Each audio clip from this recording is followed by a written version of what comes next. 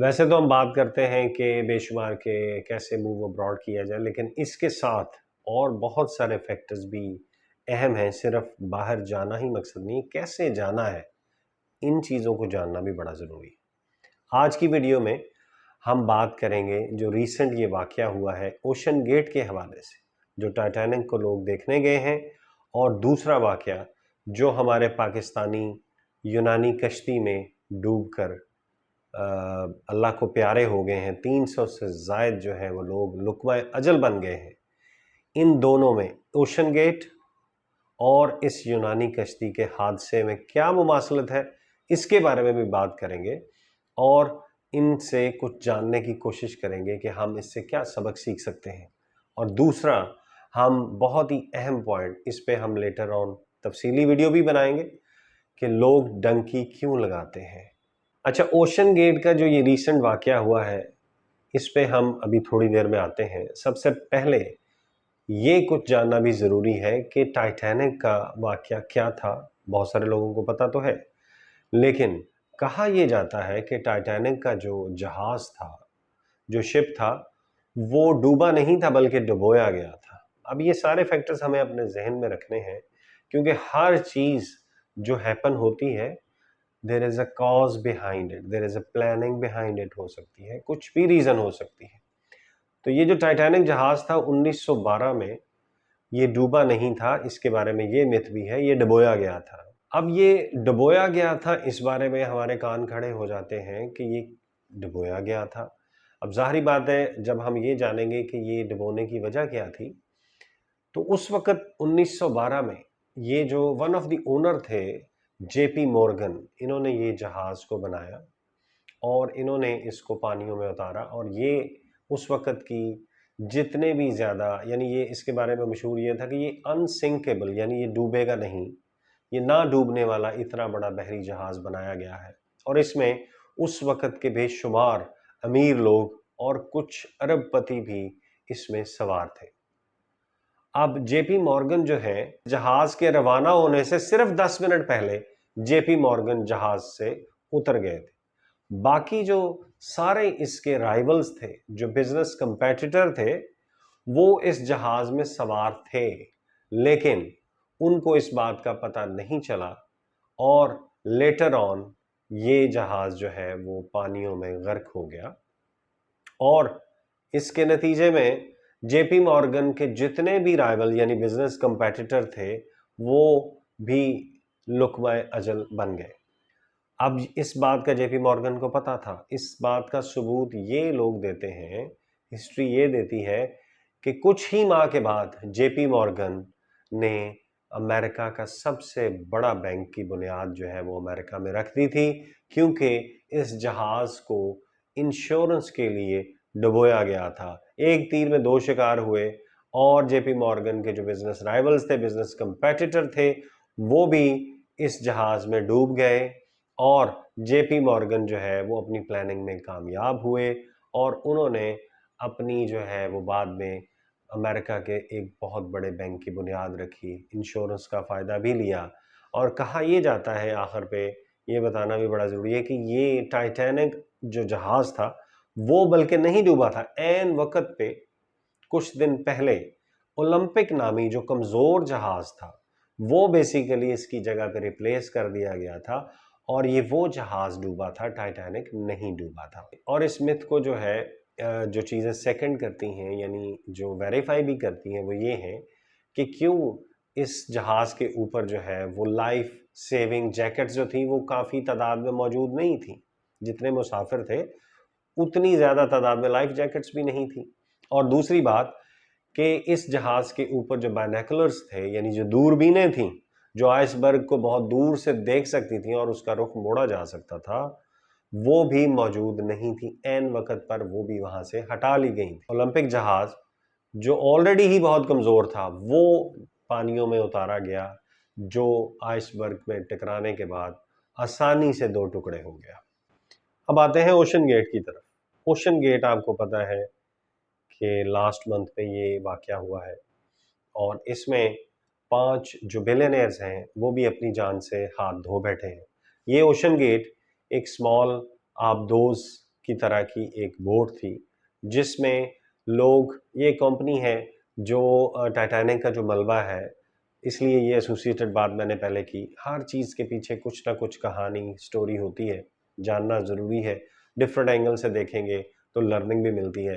ये ocean gate company जो है, ये $2.5 लाख एक बंदे से लेकर टाइटैनिक के मलबे को दिखाने के लिए गहरे पानियों में उन लोगों को लेके जाती है। अब इसमें जो ये हादसा हुआ है, इसमें 5 आप लोगों को पता है कि बिलियनियर्स जो हैं वो इस दायरे फ़ानी से चले गए हैं। इसमें एक पाकिस्तानी बिलियनियर बिलियनियर जो हैं वो भी अपनी जान से हाथ धो बैठे हैं। ये एंग्रो केमिकल्स के और दाऊद हरकुलिस के जो है वो वाइस चेयरमैन थे। वो भी और अपने बेटे के साथ इस दुनिया से चले गए, और इसमें जो मालिक है ओशन गेट का, वो भी उस वक़्त मौजूद था, और इसी तरह तीसरे जो बिलियनियर्स थे 3, वो भी इसमें अपनी जान से हाथ धो बैठे। इसकी रीज़न क्या हो सकती है, ये तो कुछ वक़्त के बाद ही हमारे सामने आएगी, लेकिन देखना ये है कि ये $2.5 लाख दे के एक बंदे ने अपने हाथों से जो मौत खरीदी है, उसके पीछे भी कई कहानियां हो सकती हैं।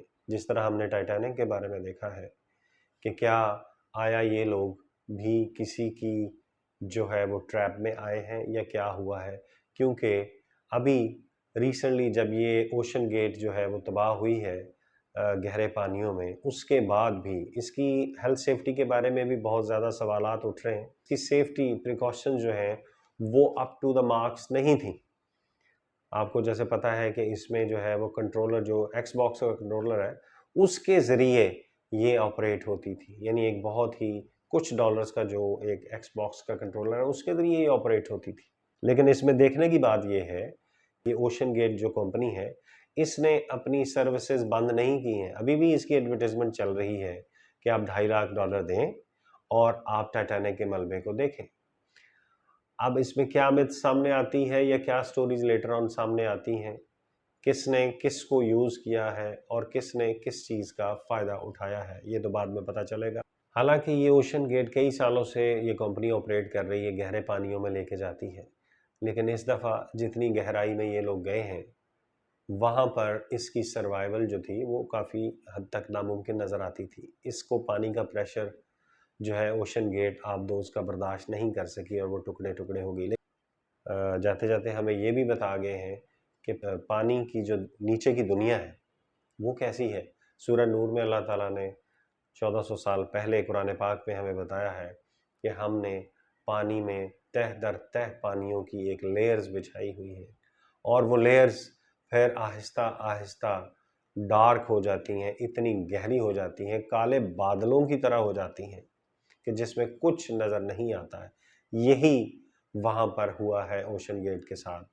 यही साइंटिस्ट ने बताया है कि वहाँ पर हाथ को हाथ दिखाई नहीं देता है। यही कुरान पाक में 1400 साल पहले बता दिया गया था कि पानी की तहों में इस तरह के नज़ारे, इस तरह का हमने पानी को नीचे बिछाया है कि हाथ को हाथ दिखाई नहीं देता है।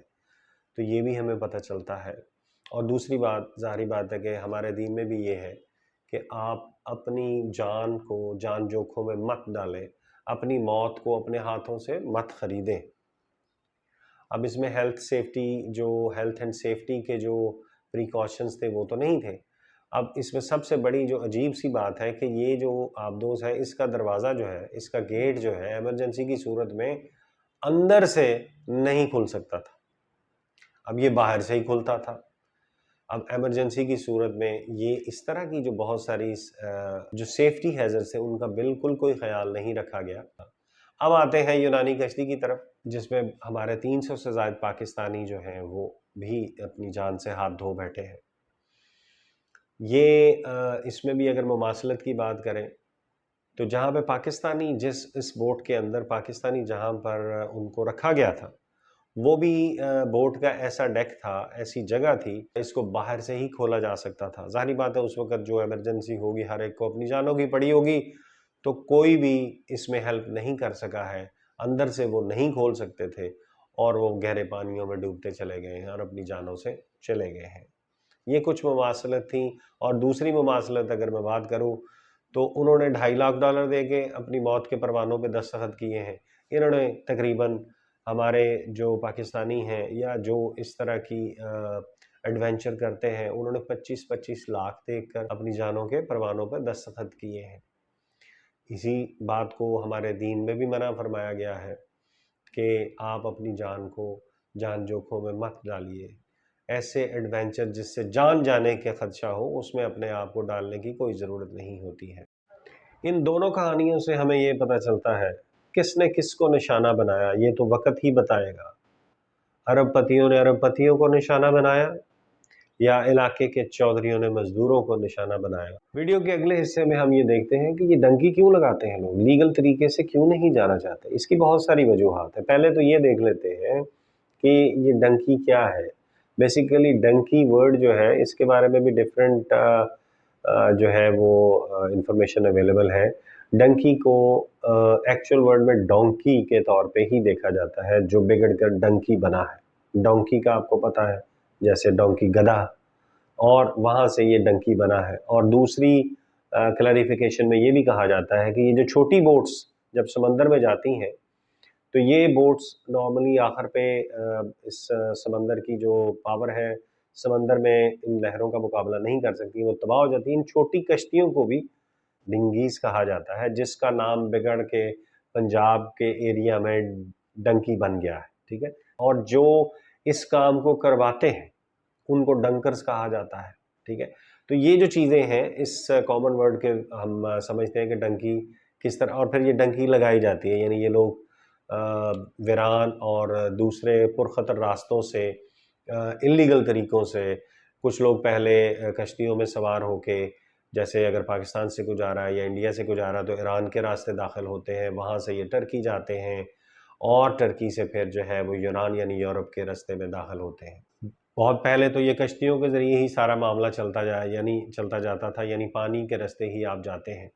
लेकिन अब इसको कुछ ख़त्म करने के लिए अब इस वक्त में टर्की तक लोग बाई एयर भी चले जाते हैं, और वहाँ से फिर बॉर्डर क्रॉस करने की इलीगल तरीके से कोशिश करते हैं, यूनान में दाखिले की, और फिर वहाँ पे जर्मनी, इटली वगैरह जाने की कोशिश करते हैं। जो एडवांस बड़े मुल्क हैं, वहाँ पे जाने के लिए अपने सुहाने ख्वाबों की तलाश में वहाँ पे जाते हैं। इसके पीछे सबसे बड़ी वजह यही है कि इनके पास वो एलिजिबिलिटी नहीं होती है कि ये लीगल तरीके से वहाँ पर जा सके। सबसे ज़्यादा जो लोग जाते हैं वो पंजाब के एरिया से ही जाते हैं। एक वहाँ पे शख्स पहुँचता है, और अगर वो कामयाबी से वहाँ पे पहुँच गया है अपनी ज़िंदगी को दाँव पे लगा के, और वो सैकड़ों हज़ारों अफराद में से एक विलेज में से अगर कोई बंदा गया है और वो वहाँ पे जाके अमीर हो गया है, तो वो भाई साहब अपनी आगे कहानियाँ सुनाते हैं। 10-15 साल की मुशक्क़त के बाद एक कोठी बनाते हैं, अमीर आपको शो करते हैं। शादियों पे आपने देखा होगा कि बेशुमार डॉलर्स की बारिश निशावर हो रही होती है। तो ये सारी चीज़ें जब वो लोग देखते हैं, जो गाँव के लोग हैं, तो उनको भी ये मोटिवेशन मिलती है कि मैं भी जा सकता हूँ। वो ये नहीं देखते कि ये अगर एक शख्स किसी न किसी तरह अल्लाह अल्लाह करके कामयाब हो गया है, तो उसके पीछे उसने कितनी ज़्यादा अपनी जान जोखिम में डाल के ये यहाँ तक पहुँचा है। तो वो मोटिवेशन इनको भी वहाँ पे ट्रिगर करती है, जिसके लिए ये फिर इस तरह के पुरखतर रास्तों का चुनाव करते हैं, और वहाँ पे जाने की किसी भी चीज़ को खातर में ना लाते, अपनी जान को भी दाँव पे लगा के वहाँ पे पहुँचने की कोशिश करते हैं। हालाँकि हर कोई इसमें कामयाब नहीं होता है, और ना इसको अडॉप्ट करना चाहिए। मैं अब हमेशा अपनी वीडियोज़ में कहता हूँ कि बहुत सारे लीगल वेज़ हैं, आप वहाँ पे उनको अडॉप्ट करें और अपनी तैयारी कर लें। अपने आप को प्रिपेयर हम नहीं करते हैं, पैसे भी देते हैं, लाखों पैसे देते हैं, अपनी जायदादें ये लोग बेचते हैं, और उनको इल्लीगल तरीके से जो भी लोग हैं वो आपको लेके जाना चाहते हैं यहाँ से, गलत किस्म के ख्वाब दिखा के। आप ये लोग अपनी ज़मीनें बेचते हैं, पैसे देते हैं, फिर इल्लीगल तरीके से अपनी जान को भी दाँव पे लगाते हैं, फैमिलीज़ को भी ग्रीवेंस में फिर एंड पे डालते हैं। तो ये चीज़ें जो हैं ये मुनासिब नहीं हैं। ये ज़्यादातर दिखावे के लिए कि ये एक बहुत अमीर शख्स बन गया है, तो मैं भी जाके वहाँ पे अमीर बनूँगा। तो अमीर बनने के और भी बहुत सारे तरीके हैं, ठीक है। बहुत सारी प्रॉब्लम्स भी हैं हमारे मुल्कों में। दूसरी बड़ी अहम वजह यही है कि यहाँ पे कोई सिक्योरिटी नहीं है, कोई लाइफ़ का सिस्टम नहीं है। लेकिन अब ये भी नहीं कहा जा सकता, जैसे मैंने अभी कहा है, कि अपनी जान को जोखिम में मत डालें। हमारे दीन में भी इसकी इजाज़त नहीं है, जहाँ पे आपको साफ पता चलता है कि आपकी मौत सामने खड़ी है। और आपको पता है कि ये जब कश्ती में ये लोग जा रहे होते हैं, तो जब गर्मी का मौसम होता है डेफ़िनेटली, तो उसमें समंदर का पानी तो ये पी नहीं सकते। तो आपको पता है ये जो अपनी स्वेटिंग है, यानी इनका जो पसीना आता है शर्ट के ऊपर, उसी को निचोड़-निचोड़ के ये अपने आप को इस पानी को पीते हैं और गुज़ारा करते हैं। जो बच जाते हैं, तो फिर आगे बॉर्डर जब क्रॉस करते हैं, तो वहाँ पे भी बॉर्डर्स पे इतनी ज़्यादा फायरिंग होती है, क्योंकि इल्लीगल आप क्रॉस कर रहे हैं, तो वहाँ पे भी कुछ लोग जो है बेचारे अपनी जानों से हाथ धो बैठते हैं। अभी इस जो कश्ती डूबी है यूनानी कश्ती में, जिसमें पाकिस्तानी 300 से ज़ायद जो है वो अल्लाह को प्यारे हुए हैं, इसमें मैं हैरान हूँ कि एक 13-14 साल का बच्चा जो है, एक टीन एज बच्चा जो है, वो भी इसमें शामिल था। तो मुझे नहीं समझ आती कि ये शऊर की कमी है, लालच है या क्या है, कि जो इनको इस चीज़ की तरग़ीब देते हैं कि अपनी जान को ही दाँव पे लगा देते हैं और फिर पैसे भी हाथों से देते हैं। अब आपको ये बात बताऊँ कि ये पैसे 25-25 लाख सिर्फ़ इन्होंने नहीं दिया है, ये टोटल कॉस्ट इससे भी कहीं ज़्यादा चली जाती है, क्योंकि इनके पास एक्स्ट्रा मनी भी होती है, क्योंकि रास्ते में कई ऐसे मुकाम आते हैं जब ये बॉर्डर्स क्रॉस कर रहे थे, ड्रग डीलरों से इनका वास्ता पड़ता है। उनको भी अपनी जान बचाने के लिए कुछ इनके पास हाथों में होना चाहिए, ताकि वो अपनी जान बचा के इनको आगे जाने दें, अदरवाइज़ तो वो वहीं पे इनको मार देंगे। दूसरा फिर कहीं पे फूड खरीदना पड़ता है और बहुत सारी चीज़ें होती हैं। अब यहाँ पे भी ये सामने बात आती है कि ये सम टाइम कश्ती डूबती है, डुबोई जाती है या क्या होता है? तो ये बहुत सारे फैक्टर्स इसके पीछे इन्वॉल्व हैं। लेकिन सादा ज़ुबान में लीगल वेज़ को यूज़ करें, अपनी तैयारी कर लें, कुछ वक़्त इंतज़ार कर लें, अपनी प्रोफ़ाइल को बेहतर बना लें, तो आप लीगल तरीके से जा सकते हैं, अगर जाने का इतना ही ज़्यादा शौक है, ठीक है? तो ये सारी चीज़ें हमें नज़र में रखनी हैं, हमें एक-दूसरे को भी एजुकेट करना है, ताकि हम आपस में इर्द-गिर्द के अफ़राद हैं, उनको भी ये मोटिवेट करें। मेरे सामने इतने ज़्यादा केसेज़ हैं, मेरी आधी से ज़्यादा ज़िंदगी जो है, वो बाहर के मुल्कों में गुज़री है और एज़ अ ओवरसीज़ पाकिस्तानी मैं वहाँ से यहाँ पे पाकिस्तान में शिफ्ट हुआ हूँ, ताकि ये थोड़ा-सा मैं शऊर भी दे सकूँ, जो लीगल वेज़ हैं, उसके थ्रू आप जाइए, बजाए इसके कि ये गैर कानूनी तरीक़ों से अपने पीछे अपने वालिदैन को भी सोगवार छोड़ के जाते हैं, अपनी जानों को भी खुदकुशी करने के मुतरादिफ़ ही मैं तो ये कहूँगा ना कि आप इस चीज़ को अगर अडॉप्ट करते हैं, तो आप अपनी जान को खुद हथेली में रख कर पेश कर रहे होते हैं, सिर्फ़ कुछ सुहाने ख्वाबों के लिए, कुछ चीज़ों की ज़्यादा जो ख़्वाहिशें हैं, उनको पूरा करने के लिए। तो खुदारा ये थोड़ा-सा इस चीज़ को सामने रखते हुए, बल्कि पिछले दिनों तो मुझे ये पता चला, मेरे साथ एक लड़की की बात हुई है कि वो टर्की जाना चाहती है। मैंने कहा क्यों जाना चाहती हो? तो वो कहती है अच्छी खासी मैच्योर और रीज़नेबल। तो वो कहती है कि वहाँ से शायद मैं फिर डंकी लगा के तो यूरोप में दाखिल होंगी। तो मेरे तो रोंगटे खड़े हो गए कि ये बात अब लड़कों से निकल कर लड़कियों तक आ गई। तो ये बहुत सारी चीज़ें हैं, इसमें गवर्नमेंट को भी डेफ़िनेटली ट्रेनिंग्स, वर्कशॉप्स जो हैं वो भी देनी चाहिए और जो इस फ़ील्ड से वाबस्ता लोग हैं, उन लोगों को भी जो है वो दूसरों को बताना चाहिए और जो इंडिविजुअल्स हैं, उनको भी ये अवेयरनेस देनी चाहिए कि ये एक आसान रास्ता नहीं है जिसको वो चुनने जा रहे हैं। कहानी तो बहुत लंबी है कि यहाँ पे ही बात ख़त्म नहीं होती है। अगर ये किसी भी तरह यहाँ पर उन मुल्कों पर डंकी लगाकर दाखिल भी हो जाते हैं, अमेरिका में, यूरोप में, इंग्लैंड में, तो कहानी यहाँ पे ख़त्म नहीं होती। जैसे ही ये लोग बॉर्डर पे उतरते हैं, अगर ये कामयाब हो जाते हैं, तो वहाँ पे जो इनके आगे एजेंट्स होते हैं, वो इनसे सारे पासपोर्ट आईडीज़ इनसे ले लेते हैं और वो ज़ाया कर दिया जाता है। अब जो वो ज़ाया कर दिया जाता है, आप अगर गल्फ़ कंट्री में भी देखेंगे, वैसे तो आप समझ लें एक स्टेटलेस पर्सन के तौर पर सामने आते हैं। ये इसलिए ले लेते हैं ताकि ये लोग इनकी जो है वो शनाख्त सामने ना हो और इनको ये वापस ना भेज सकें और वहाँ पर इनके लिए असाइलम अप्लाई कर दिया जाता है। अब देखें जो गल्फ़ कंट्रीज़ हैं, जो एडवांस कंट्रीज़ हैं, वहाँ पे तो ह्यूमन राइट्स हैं। जो गल्फ़ कंट्रीज़ हैं, वहाँ पे काफ़ी मुश्किल ये काफ़ी ज़्यादा प्रॉब्लम है कि जब आपकी आईडी वग़ैरह चीज़ें ही नहीं होंगी, अगर किसी को हेल्थ का इश्यू हो गया है, तो पाकिस्तान, इंडिया से ये लोग राब्ता ही नहीं कर पाते। इनके रिकॉर्ड में ही नहीं ये चीज़ें आती। जो गवर्नमेंट पाकिस्तान है या इंडिया या जो भी है, यहाँ के लोगों को पता ही नहीं चलता कि वहाँ पे कौन कहाँ मौजूद है, क्योंकि उनकी आईडीज़ और उनकी ये चीज़ें उनके पास ही नहीं होती। इंग्लिश कंट्रीज़ में फिर ये लोग इसके अल्टरनेट में असाइलम अप्लाई करते हैं और वो असाइलम गुमनामी की ज़िंदगी जो है वो कम से कम 10 से 12 साल, इससे ज़्यादा भी हो सकती है, वो फिर ये गुजारते हैं, तब जाकर कहीं ये फिर सरफेस पे आते हैं और अपने इनको नाम मिलता है, और फिर ये आप देखते हैं कि कहीं जाके फिर डॉलरों की बारिश शायद अगर किस्मत में लिखी है तो वो होती है। तो ये आसान रास्ता नहीं है, इसको चुनने से पहले 100 दफ़ा सोचना पड़ेगा। असाइलम लेते हैं, बहुत मुशक्क़त वाली जॉब्स करते हैं, बहुत सारे लोग जो हैं, अगर कुछ यंगस्टर्स हैं या कुछ ऐसे हैं जो ज़्यादा लिटरेट नहीं हैं या तेज़ नहीं हैं जिनको कहा जाए, वो मॉडर्न एज स्लेवरी में भी आ जाते हैं, जिनका ज़ाहिर बात है रिकॉर्ड तो वैसे ही नहीं होता है। तो वो लोग फिर ऐसे लोगों के हत्थे चढ़ जाते हैं, जो फिर इनको ऐसी जगहों पे रखते हैं कि जहाँ पे वो ना बाहर जा सकते हैं, ना बाहर की दुनिया को उनका पता होता है। तो ये मॉडर्न एज स्लेवरी की भी विक्टिम बन जाते हैं।